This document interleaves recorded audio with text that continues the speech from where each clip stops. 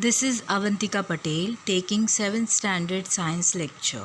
So today we will start with first lesson, that is the living world adaptation and classification. The living world is full of different plants and animals. Here we will going to study their adaptation and classification. Living world includes many varieties of plants and animals, like some plants have flowers, some don't. Some grow on land, some grow in water. Some found only in desert, some found only in snowy regions. Some could not even seen without microscope. This variety is called diversity. Like plants, animals also show diversity. Look at this picture. There are many animals. You must have seen them only in pictures and not in reality. You know why? Because many of them are not belonging to your surrounding. I want to draw your attention on one more thing. Look at this picture. Which animal is this? Observe properly. Yes, they all are elephants, but they do not look same. They look different because they belong to different habitats. One is from African habitat, one is from Indian habitat, one is from Sri Lankan habitat. Now, look at these bears. We can see the differences amongst them. That's totally due to their habitat, isn't it? As the habitat changes, the animals also show change in their body parts. Body parts like shape, size, color, etc. Why does this happen? Can you check out the reason?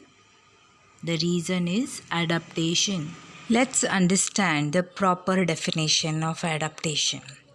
Adaptation is a gradual change occurs in the body parts and also in the behavior of the organisms. Organism means animals and plants, which help them to adjust with their surroundings. Adaptation is a long and slow process.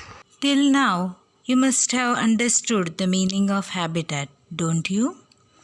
Habitat means surrounding place where the living organisms survive.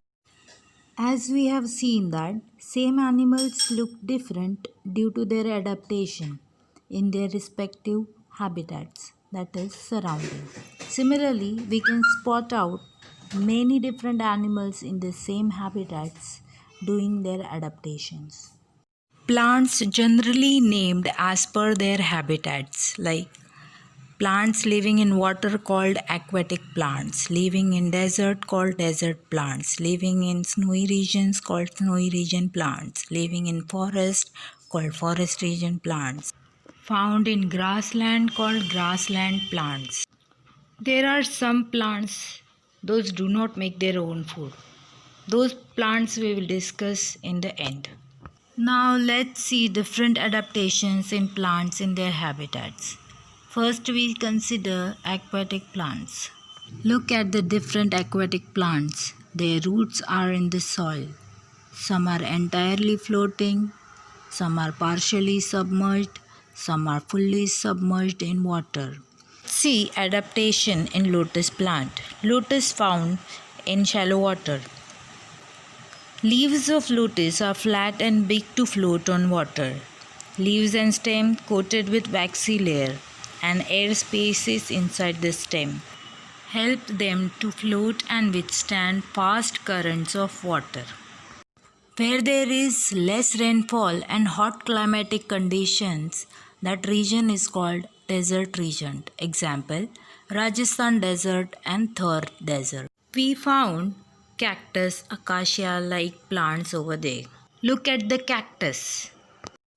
They show their adaptation to survive in the scarcity of water. That means less water. They don't have leaves. Their leaves modified into thorns or spines. Hence, they lose less water. Their stems do the function of photosynthesis. Hence, they turn green and fleshy. Roots go deep into the soil in search of water. In snowy regions, we found deodar and pine. They are coniferous. Coniferous means cone-like structure. Due to their conical shape, the snow could not collect on the top of the trees, and the bark or stem are enough strong to withstand in cold. Coniferous shape and thick bark are the adaptations in snowy region plants. There are many different plants in forest region. They compete amongst themselves to get sunlight. Doing so, they show adaptations in their structure. Some trees grow tall to get sunlight, and climbers and vines grow to great height with the support of these trees. Some climbers and skippers show spring-like structure. With the help of that, they climb up to get sunlight. These spring-like structure are called tendrils, and tendrils are the adaptation in these plants. In the grassland region, we found bushes and grasses. They have their fibrous roots. With the help of that, they get water very easily. They grow faster than any other plants. Thus, they prevent soil erosion. Growing faster and fibrous roots are their adaptations.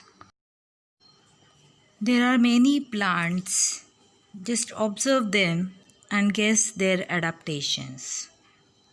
Some plants could not make their own food, so for their nutrition, they depend on other green plants. For getting nutrition from other sources, they show adaptation in their body structure. First example is kaskuta, that means dodder. In Marathi, it is called amarvel. This plant body consists of yellow wire-like stem. It is leafless and cannot perform photosynthesis. It has sucking roots for absorbing nutrients from the host plant. Look at the picture. The yellow wire-like body is kaskuta and green body is host plant. There are microscopic plants called fungi. They also depend on others for nutrition. They obtain their food from starchy foodstuff. They grow on bread, bhakri, etc. Their microscopic body is their adaptation. Some plants grow in a land which is deficient of nitrogen. To fulfill their need for nitrogen, they trap the insects and consume them. While doing so, their body structure change. These special structures of these plants are adaptations. These insect-eating plants are Drosera, that is sundew, Venus flytrap, pitcher plants, and many more. That's all for today's lecture. We will see adaptation of animals in next lecture. Till then, do your homework and be ready for the second lecture. Goodbye.